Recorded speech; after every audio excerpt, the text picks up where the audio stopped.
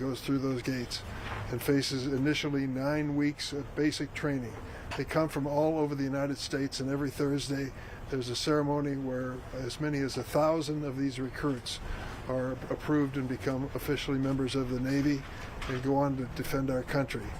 It's been my honor and responsibility for many years as senator to make sure that this base is adequately financed, supported, and has the resources necessary to train these young men and women. It's been an honor to do that, and I've been joined in it with Senator Duckworth and Congressman Schneider. My major concern was to make sure that no exercise of political theater is an obstacle to the mission of the Great Lakes Naval Training Station. That if this president wants to use this station for any purpose of invading Chicago with his professionals or military personnel, it cannot be at the expense of their mission. And that's why we asked for this meeting today. We met with the Admiral in charge, and he took us through the whole process of how this came to be. Great Lakes Naval Training Station was first contacted on August 14th with the proposal that they make some space available for the administration's Department of Homeland Security. They have negotiated and released information as to what was agreed to, and we discussed it in detail. We tried to get a meeting today with the Department of Homeland Security to find out exactly how they view their mission if they come to Great Lakes Naval Training Station. We couldn't do it. They ended up saying that they were unavailable and that they were locking the doors to the building that's going to be considered, and we wouldn't be able to enter it and see it. It appears to be a rather mundane, routine office building, nothing particularly unusual about it, but they would not even meet with us to discuss it. This kind of secrecy is not part of our government and shouldn't be. It's an indication that there's something about this mission they don't want the public to know. We want to make sure that the public and members of Congress know in detail what's going to happen here. When you take a look at what's coming down the road, they're engaged in a 1-month commitment here at Great Lakes to pursue some sort of mission which is as yet undefined and not described. But it cannot be at the expense of the mission of this Great Lakes Naval Training Station. I want to say, before turning it over to my colleagues, I think this is a terrible act of political theater that is underway at the expense of a lot of people and at the expense of taxpayers. The mission that President Trump dreamed up in Los Angeles cost so far $140 million to the taxpayers for him to have this little folly in Los Angeles. We don't know if he goes forward in Chicago what's going to happen. If his goal is to reduce crime, I welcome him to dedicate federal resources to stopping the flow of criminal guns from other states into the city of Chicago. That's something the president can do and will not touch. That's a real world of criminal violence and what's happening in this country. Instead, he wants to have troops on the street in an effort to embarrass Democratic politicians. That's what this is all about. If he's looking for the highest crime areas in the United States to add federal resources, you wouldn't start in Chicago. You'd start in many red states where the governors and mayors have problems of their own which need federal assistance. I'm sorry that we're at this position. It is a waste of federal tax dollars. It is not going to reduce crime. It's political theater, and it shouldn't be at the expense of taxpayers and people, the professionals in the United States Navy. Let me turn it over to my colleague. We got it, Senator. You do. Whoops. Sorry. Oh dear. We'll get it. That's not what got it. I wish That's a mostly got it. That's a, you know what, 80%. I say Thanks a 80% lot, Craig. solution. Yeah? No faith. Sorry, Dick, I'm just in the scooch in here. Oops, sorry. Good morning. So I wanted to add further to what our senior senator, Senator Durbin, mentioned, that what we did learn was that this will be a largely ICE DHS effort. It is, they have been told by the facility, by Great Lakes, that they cannot bring lethal munitions, that they are only simply getting office space itself, that there are no barracks that are available for them to use. Again, I sit on the Armed Services Committee, and one of the things I wanted to emphasize was that we will not allow the diversion of taxpayer dollars that were appropriated for military readiness or military training for Great Lakes to be diverted from that mission, which is critical to our nation's security, into ICE's efforts to intimidate people on the streets of our city. And we've been assured that that will not happen. But we will keep our eyes on it, and we will continue to maintain oversight to what exactly happens. The initial request is just for 30 days from September 5th to October 5th, but we know that this administration, every time there's a bad news cycle, in this case, you saw the rally with the Epstein victims. Immediately, Donald Trump does something to try to distract us from his failures. But we will not allow him to weaken our nation's Navy. We will not allow him to weaken naval base Great Lakes in order to pursue his political theater.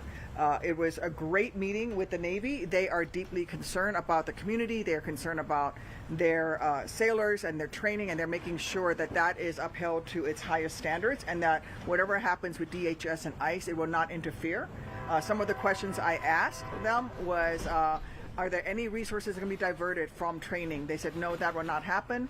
I also talked to them about some things that we need to be looking for into the future, which is their participation with the community, and that I asked the Navy to be in touch with our mayor and maintain the communications with the community so that the community members know exactly what is happening with DHS and ICE at Great Lakes, and that we make sure that what is happening with Donald Trump's political theater does not damage the very good relationship that the Navy has with our local North Chicago community. So with that, I'm going to turn it over to... The writing thing. Sorry? Perhaps you can put it in writing. Yes, and the other thing that we did find out, which was very frustrating for us, because in every communication that we've had with DHS and DOD, they've refused to write things down. It's all been verbal. And we asked the same thing of the Navy leadership, and they said that it's also been, with very few instances, been all verbal. So we are going to be requesting that the Navy leadership at Great Lakes provide us in writing all the criteria and conditions for ICE and DHS to occupy this one office building, specifically that it is office space only, that there are no lethal munitions that can be stored, that there will be no barracks or housing made available for the detainment of anyone, and that there is also no housing that will be made available for DHS personnel. Additionally, I did ask a question because I did hear a rumor about potentially Marine Corps reserves being activated. They said that they have not heard anything along those lines either. So there's also no housing that at this point has been committed to any reservists that will be activated as well. I do ask the community that as you deal with the members of the Navy, with our sailors, remember that these are men and women who are swore a duty and oath of office to defend us. They're doing their jobs. We are going to do the work on the political side, but let's make sure that we upheld our respect for members of our military who are doing their jobs and doing the best thing that they can, and are doing everything that they can to remain apolitical in this terrible condition. Thank you. I'm going to turn it over to my colleague, Congressman Schneider. You got it? Got it. Well, Jesse, can we just clarify, was this meeting this morning? Yes, Just now. we just came from it. How long was it?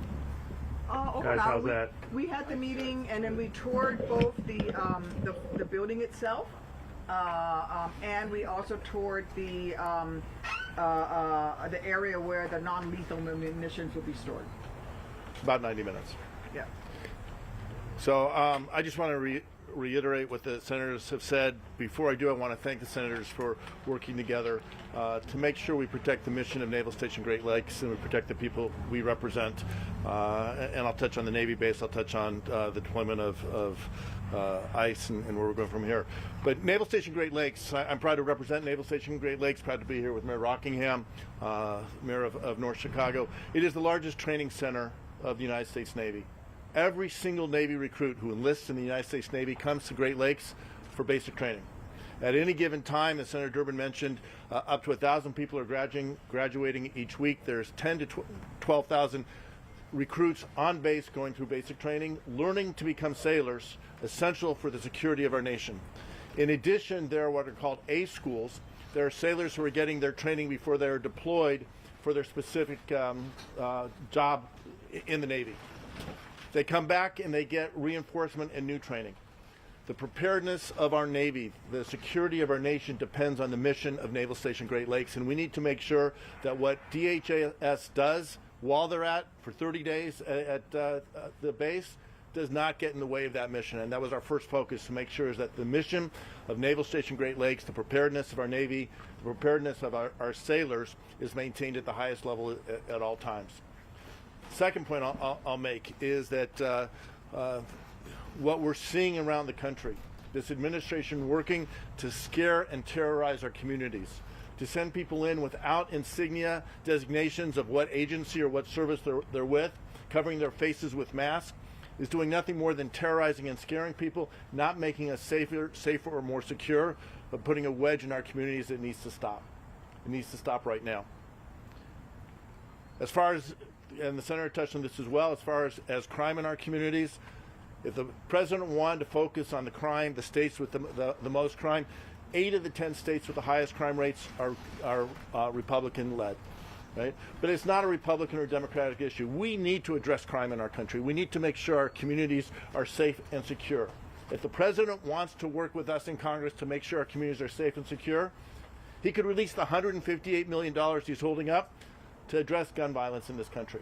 He could release the $800 million he is holding up to help our communities, our police departments, protect our communities, to fight violent crime, to invest in those communities.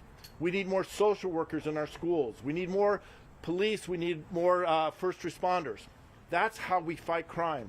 Not sending in National Guard who have a mission to protect our nation in other ways, to go into our cities and terrorize people, but working with our communities together, hand in glove, investing in our first responders, giving police the resources, the people, the training, the resources they need to keep our communities safe. That's not what this administration is doing. They're deflecting, trying to keep the eye of the American people away from the damage they're doing to our economy. Costs aren't down, to our security. Watch what's happening around the world. That's what we should be focused on. This administration should not be sending National Guard to Chicago, but to be working with Chicago and other cities around the country, making sure they're safe and secure. So it's now my privilege to turn it over to the Mayor of North Chicago, Leon Rockingham. Thank you. Let me just echo what has been said. Again, I'm Leon Rockingham, the mayor of the city of North Chicago. I want to thank Senator Durbin, Senator Duckworth, and Congressman Brad Schneider for being here and showing the light on what's going on at Naval Station Great Lakes.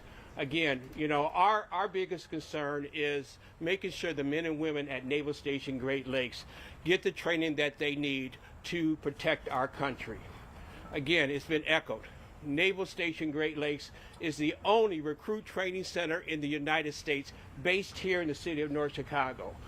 North Chicago's concern is to be able to make sure that our city continues to be safe, that no one comes in and tries to deport any of our citizens.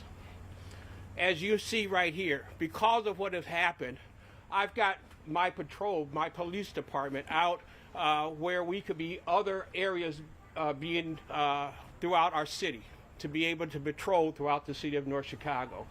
So I just want to say thank you to both senators and to our congressmen for what they have done for the city of North Chicago to continue to make sure that we continue to be safe. Thank you very much, and I'll turn it back over to Senator Durbin. Questions? Questions? You mentioned having things written down. Why is that important? Well, I think several points that were made need to be memorialized. The starting date, pardon me, starting date and the end date is one of those things. Whether there'll be lethal weapons allowed on the base is another. No detention facilities. There are images of what's going to happen on this naval base that are wrong based on the agreement that has been reached, and we think it's best to put it in writing. There's a Homeland Security official that said over 400 people were recently detained during an immigration enforcement action in Georgia. Is there any concern that would happen in our area? Well, I'm concerned it might happen, but I don't think it will involve the Great Lakes in any capacity. They have made it clear that they don't have any housing or any capacity to detain, so I hope it doesn't happen anywhere, but I don't believe it could happen here. Senator, did you get any insight from the conversation this morning about whether the ICE and DHS folks will be targeting other communities besides Chicago? No. But we know that the ICE unit that was in action in Southern California, they are on their way to Illinois. How concerned are you about things perhaps going sideways here in Illinois? Very concerned. The reason for the meeting was to get some clarity. If you ask the average person what's going to happen at Great Lakes, they would have come back with an answer that might not be accurate at all. What we learned today was there are limitations to the relationship between the Department of Homeland Security and the Navy. They were spelled out in detail in a long briefing, a very good briefing. So I think that's what we were trying to accomplish today. But no, I don't endorse that sort of conduct happening in California or Illinois. When you talk about Can I add to that? I just want to say that on that, the fact that DHS refused to meet with us, they actually gave everybody the day off and they left the facility and they locked the doors. This is not the action of somebody that is proud of what they're doing, and this is not the action of somebody that is doing something legal. All right. Great Lakes met with us. Great Lakes Navy leadership were very kind and were great. Were very open with us. But DHS fled. They fled and they're hiding, and that is a clear indication of how secretive they want to be on this effort. And so we are deeply concerned, and we're going to stay on top of it. Your thoughts then on the court action in California and the ruling there, and that it cost California $120 million. It was a right ruling, but of course the question is, where does it apply? It certainly applies where that California district judge was presiding, but beyond the state of California to Illinois is a question. That case has to be appealed, likely will be appealed, and as it is appealed, I hope it'll be confirmed at higher levels and then might apply to the nation. But it's a long process, and who knows what's going to happen in the meantime. Would you suggest Governor Pritzker activate the Illinois National Guard to protect residents against anything ICE might be doing? I'm gonna let Tammy. Before Tammy answers that question, I just want to touch on a couple things that were said before. What the Navy base has agreed to provide, Department of Defense has agreed to provide DHS is office space and parking with storage of non-lethal ammunition. That was laid out very clearly what that would be for a specific period of time ending October 5th. What we said, why is it important to have it in writing, is to make sure that that is adhered to. What is agreed to on a handshake, anyone who's dealt with President Trump understands, put it in writing, and even that's not enough, but we need to have that in writing, and that's why that is so important. The Navy personnel are not involved in anything else beyond providing office space and parking. That is the facilities. The question about, are we concerned of seeing people rounded up? It's not just Chicago, it's across the country. We are seeing efforts by DHS, Secretary Noem. It is a display of force to cause terror among communities. And yes, we are very concerned. It has to stop. And we have seen that they are going, they talk about going after the most dangerous. Governor Pritzker's been clear. We don't want dangerous criminals on our street. Everyone agrees we should take dangerous criminals off of our street.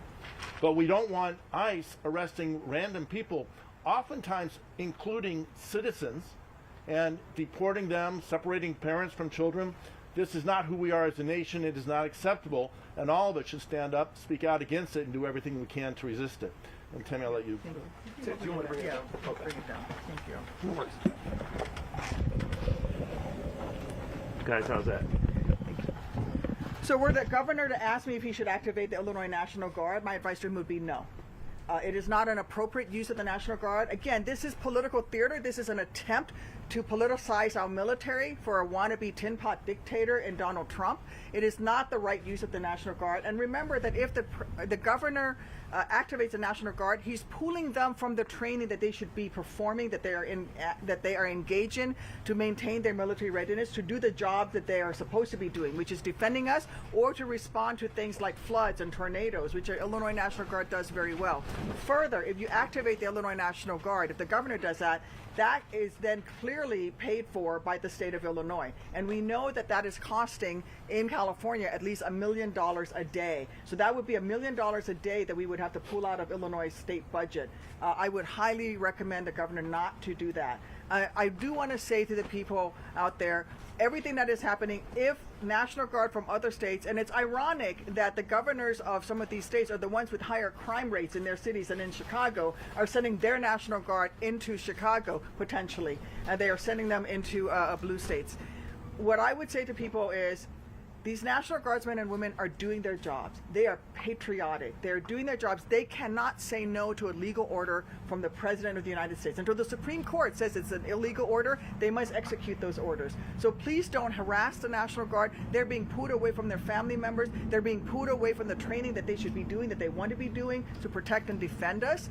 The fight is a political one, and we're going to fight that political fight on behalf of the people of Illinois. But the National Guard, turning one state's National Guard against another, is absolutely the wrong thing to do. What National Guards have done is actually mutual support, so that when there's a tornado in Illinois, it's the Missouri National Guard who comes across the river and helps us. When we had the great flood in '93 and we were out there sandbagging, it was National Guardsmen from Iowa and Illinois and Mississippi and Missouri, and all helping each other out. That's what the National Guard should be doing. The National Guard should not be on the streets of our city intimidating citizens. They should not be carrying weapons of war and being told that they should be pointing those weapons of war on our citizens. That is not the use of the National Guard.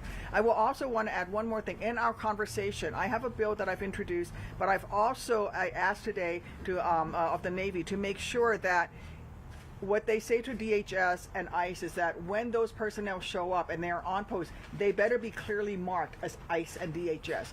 As Senator Durbin mentioned earlier, they have now this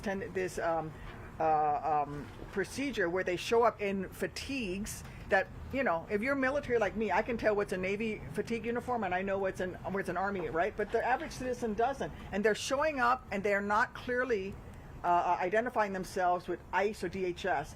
And what I'm saying is they need to make sure that whoever shows up on the Navy base, especially if they're in some sort of a camouflage uniform, some sort of a tactical uniform, it is clearly marked so we know exactly who they are.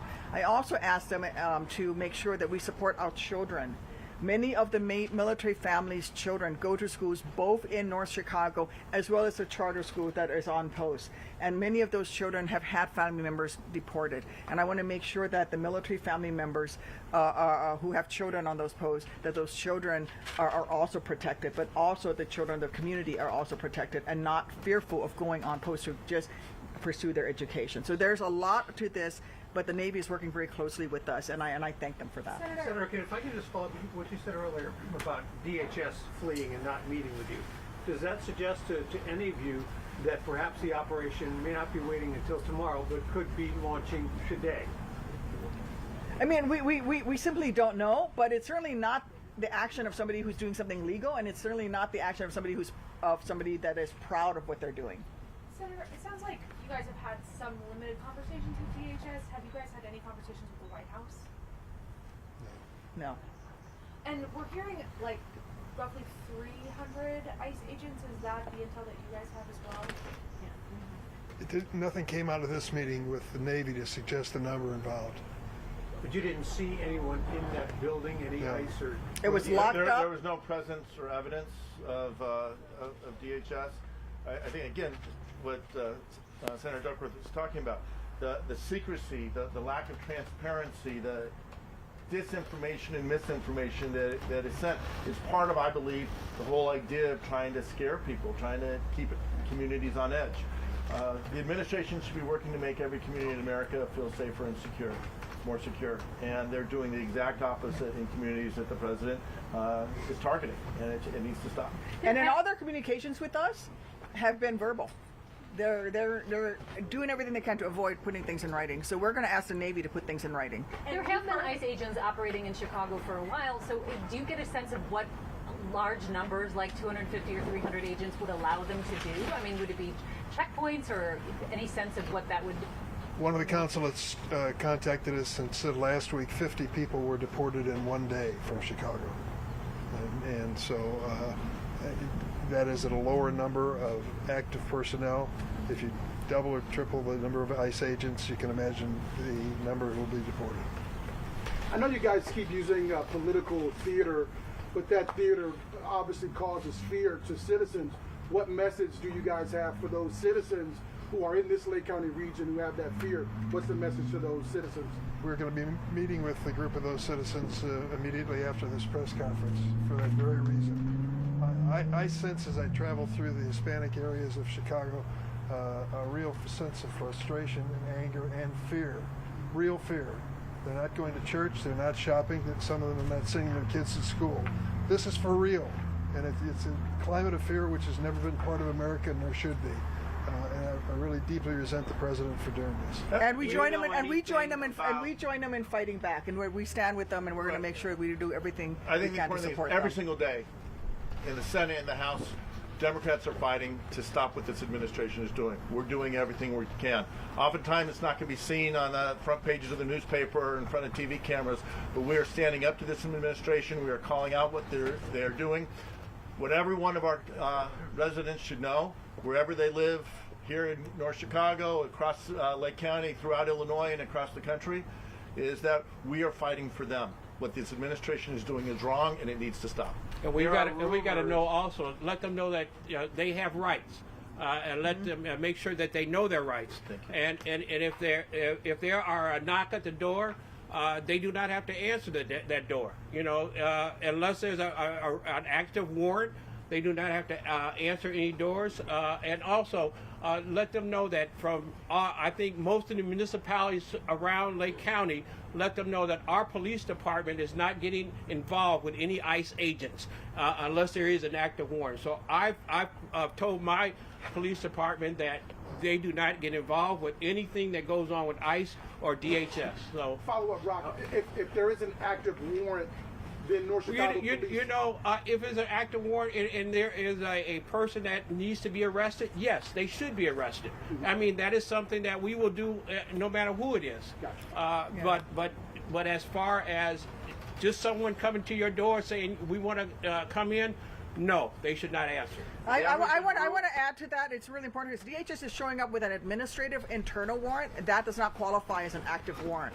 Right. So people need to know what type of warrant, because DHS personnel, some of these ICE agents around the country have been knocking on doors saying we have a warrant, and they give you something, and it's actually an internal DHS administrative paperwork, and it's not an actual warrant. So be very careful when somebody comes to knock on your doors. And I know on our website, I speak to others, there is Know Your Rights information for people. One more question. Yeah, I've heard comments, but that they're not going to stick to Chicago, the ICE agents.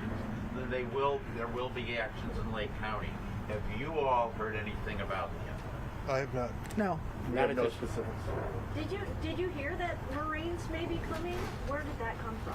I did hear that they might be activating Marine reservists, but I asked specifically, and Great Lakes could not confirm that. But I was not able to talk to the AHS and ask them that question today because, again, they locked the doors and ran away. When you guys said, we talked about how they should be identifying themselves, are you talking about just on the base or in the communities? Because how would you? Well, by law, they should always be identified. But I wanted in particular. How could you guys hold them accountable for that? Well, so what Great Lakes can do is when they come on base, they have to be clearly marked. That is one place that I think that we can make that happen. We can hold them accountable from the Senate side, which is languages we're fighting for. I've introduced legislation. By law, they already have to be identified, but they're not doing it. Yeah, we have legislation in the House I'm supporting, prohibiting masks, prohibiting covering of names and designations. You need to know who you're dealing with, and that when there is a knock on the door, you have to know your rights, and you have to know who's knocking on the door. Can I close with one point that I think is important? Every Thursday in that ceremony, which I've been honored to be part of, there are thousands of people who are participating, so proud of their daughters and sons who are now part of the United States Navy and gone through training. They're from all over the United States, and they come here, and we want them to leave with a solid impression that the Navy is standing not only behind their sons and daughters, but behind our Constitution. Let's do this and do it right and make America proud. Thank you. Amen. Thank you. All right. Thank you, sir. All right, folks. Thank you.